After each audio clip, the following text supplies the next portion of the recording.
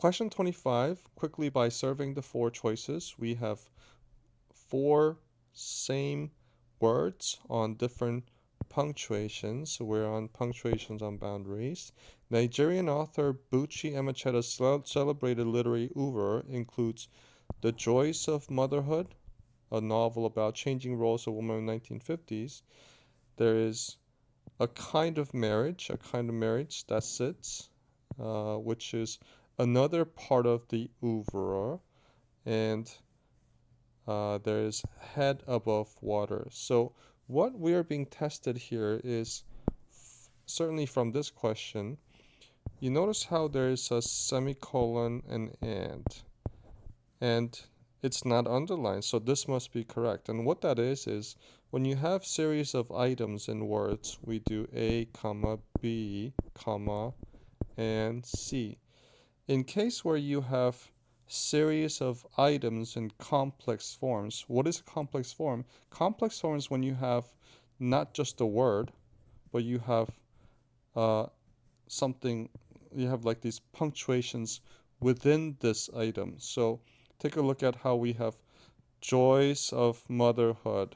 Joys of Motherhood, there's a comma, and then there's a description. This thing is considered one item, whereas that is considered one word. So when you have an item like this, which is complex item, you have that, we put a semicolon. We have another complex item, we put a semicolon, and then we do and like that. So it's more like phrase, semicolon, phrase, semicolon, and we put another phrase after this, just like a list of this, but this is where you use semicolon to connect three items that are in complex series. So therefore you can see that the answer for this is we need to join the Joys of Motherhood for being one, a kind of marriage as the second one, and then head above water as a third item. And so which one would give us the best choice to connect three